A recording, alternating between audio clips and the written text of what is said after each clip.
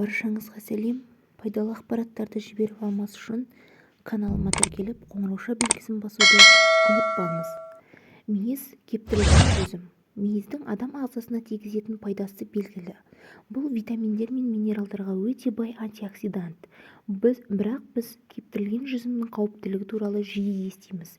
Мейіз кептірілген жүзім және ол кептірілген жемістердің танымал және пайдалы түрі.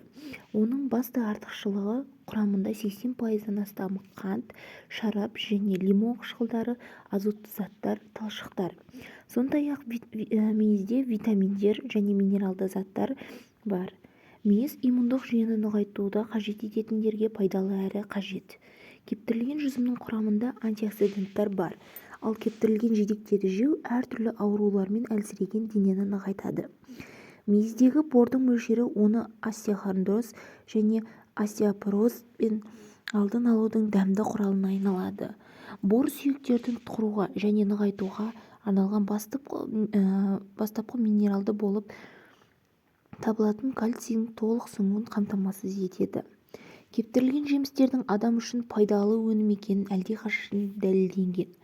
Мейіз бұл ересектерге де балаларға да кептірілген жемістердің ішіндегі ең сүйікті дәмді тағамдардың бірі. Оның мұндай жетекші орынды иеленуі бекер емес, өйткені ол көптеген пайдалы қасиеттерге ие және көптеген артықшылықтарға ие. Мейіз тәттілерді толығымен алмастырады. Тағам дайындау мен дәстүрлі медицинада қолданудың кең спектріне ие және адам ағзасына жағымды әсер етеді. Мейіздің құрамы және калория мөлшері.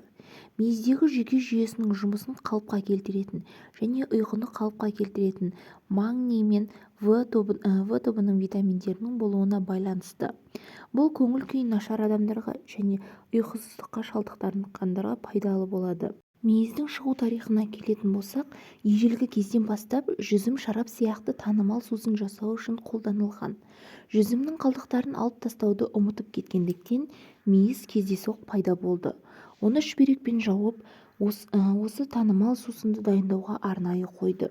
Біраз уақыттан кейін жүзім ашылған кезде олар бізге тәтті дәмі мен хош иісі бар дәмді тағамға айналды. Алғаш рет мейіз біздің заманымызға дейін 300 жылы сату үшін арнайы жасалды. Финикиялықтар кептірілген жүзім орталық Еуропада, жерорта теңізінде танымал болғанымен танымал болмады. Олар бұл нәзіктік туралы тек 11 ғасырда рыцарлық крест жорықтарынан бастап Еуропаға әкеле бастаған кезде біле бастады. Мейіз Америкаға сол жерге жүзім тұқымын әкелген колонизаторлармен бірге келді. Азия мен Еуропада кептірілген жүзім 12-13 ғасырларда моңғол татар қамыты оны Орта Азиядан алған кезде де ұзақ уақыт бойы белгілі болған. Алайда бұл бұрын Киев Русі кезінде Византия арқылы болған деген пікірлер де бар. Мейіздің пайдасына келетін болсақ, кептірілген жемістердің артықшылығы біздің ата-бабаларымыздан бері белгілі. Олар оны тамақ дайындауда және халық медицинада кеңінен қолданған. Бекер емес, өйткені мейізде қоректік заттар мен дәрумендер өте бай.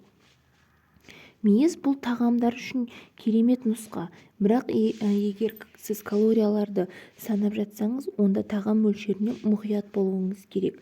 Өздігінен мейізде пайдалы элементтердің саны аз: калий, магний және темір. Сондай-ақ кептірілген жүзім оксиданттар болып келеді. Қолайлы қасиеттерге қарамастан мейізді кептіру процестеріне назар аудару керек. Мысалы, ақ мейіз алтын түсті консерванттардың арқасында ғана сақтайды. Мысалы, күкірт диоксиді артықшылықтар туралы сөз болуы мүмкін емес. Калория мазмұнына оралайық. Бір уыс мейіз құрамында шамамен 120 кал бар, бірақ ұзақ уақыт қанықпайды. Тек қысқа мерзімде энергия жарылысын береді. Бұл дұрыс емес. Мысалы, калория мөлшері төмен банан туралы. Кептірілген жүзімді басқа өнімдермен біріктірген дұрыс, сүзбе немесе ботқамен. Мейіз жылдам энергия көзі ретінде емтихан, жарыс, жаттығу және ұзақ серуендеу алдында пайдалы болады. мейіздің зиянына келер болсақ, мейіздің көптеген пайдалы қасиеттері бар, алайда бұл өнім өте жоғары калориялы, сондықтан тұтыну мөлшерін мұқият бақылау керек. Бұл өнім әсіресе өз салмағын мұқият қадағалайтын адамдарға қатысты. Қант диабетімен ауыратын адамдар мейізді көп мөлшерде жеуге болмайды, өйткені бұл өнім құрамында қант мөлшері едәуір жоғары. Асқазан жарасына, жүрек жеткізілісіне және энтероколитке мейіз ішу ұсынылмайды.